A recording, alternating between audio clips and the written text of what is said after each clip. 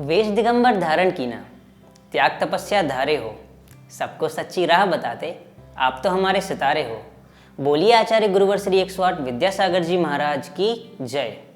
मुनि श्री 108 कुंतु सागर जी महाराज के साथ सारथी सेवा समूह लेकर आया है एक संस्मरण श्रृंखला, जिसका नाम है गुरु स्मरण संस्मरण।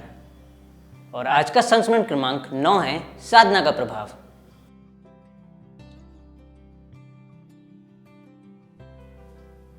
यह संस्मरण उस समय का है जब आरिका गुरुमती माता जी ने सत्संग आचार्य के आशीर्वाद से करेली नगर में चातुर्मास संपन्न किया था। उसी दौरान करेली नगर में पंचकणक की भूमिका भी आरिका संघ के सानिध्य में तैयार हो गई थी। आचार्य उस समय शुद्धोदय सिद्धक्षेत्र नेमावर पर विराजमान थे। वहाँ से आचार्य जी ने सासंग करेली नगर की ओर विहार किया। वहाँ पर पंच कल्याणक महोत्सव बड़ी ही महती प्रभावना के साथ सानंद निर्विघ्न संपन्न हुआ। उसके उपरांत छिंदवाड़ा की ओर विहार हुआ। वहाँ पर आरिका मृदुमती माता जी के सानिध्य में पंचकरणक की भूमिका तैयार हो चुकी थी। आचार्य गुरुदेव के सत्संग सानिध्य में यहाँ भी पंचकरणक महोत्सव सानंद संपन्न हुआ।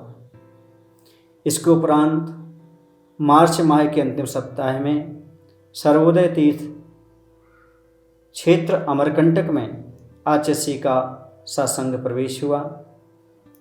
गर्मी का समय आ चुका था। चूँकि अमरकंटक क्षेत्र जमीन से काफ़ी ऊंचा है, ऊंचाई पर है, तो वहाँ पर पानी की कमी आ रही थी। अन्यत्र से पानी लाना पड़ता था। कमेटी के सदस्यों ने प्रशासनिक औपचारिकताओं के साथ एक बोर करवाया। वह काफ़ी गहरा हो गया, लेकिन पर्याप्त पानी नहीं आया। तब कमेटी के लोगों को बड़ी चिंता हो गई और वह आचार्य भगवंत के चरणों में पहुँचे। उन्होंने गुरुदेव के चरणों में उनके समक्ष अपनी समस्या को रखा।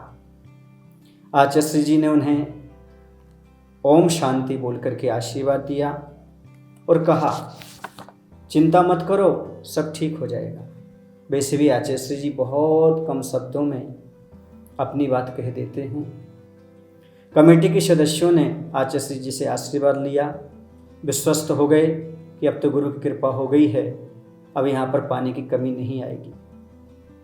उन्होंने आचार्य के पाद प्रक्षालन किया, गंधोदक लिया और गंधोदक को लेकर के जाकर के उस बोर में डाल दिया। थोड़ा सा और गहराई तक बोर गया और देखा उसमें बहुत पानी आ गया। उस बोर में बड़ा अतिशय हुआ और इतना पानी आया, सभी साधकों के लिए वह पानी पूर्ति करने लगा, आवश्यकताएं पूर्ण होने लगी। यह था गुरुवर के चरणों के गंधोदक का प्रभाव। जो श्रद्धा से गुरुवर के चरणों की रज अपने माथे पर लगाते हैं, उनका जीवन धन्य हो जाता है। यह सब गुरुवर की वीतरागता का, उनकी तपस्या का, साधना का ही अद्भुत प्रभाव है।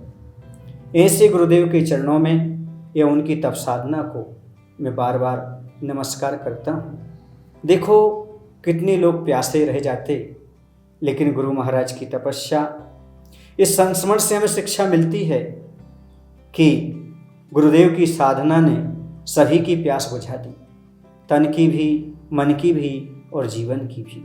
उनसे सभी लोग तृप्त हो गए। उनकी धर्म रूपी वर्षा वाणी का पान करते हुए सारे भव्य जीव तृप्त हो रहे हैं, आनंद का अनुभव कर रहे हैं। तो दूसरी ओर लौकिक व्यवस्थाएं भी अपने आप होती चली जा रही हैं। गुरुदेव एक ऐसी चाबी हैं जो हर समस्या के ताले को खोल देते हैं, और जो आने वाले भक्त हैं उन सभी को व्यवस्थित सारी चीज़ें प्राप्त होती चली जाती हैं। मैं तो कहता हूँ, जहाँ पर भगवान का समोषण लगता है वहाँ योजनों तक सुभिक्ष हो जाता है। वैसे आचार्य भगवंत जहाँ जंगल में रहते हैं, वहाँ भी मंगल हो जाता है। उस क्षेत्र में फिर किसी चीज़ की कोई कमी नहीं पड़ती। ऐसे गुरुदेव के चरणों में मैं बार बार नमोस्तु करता हूँ। बोलिए आचार्य विद्यासागर जी महाराज की जय।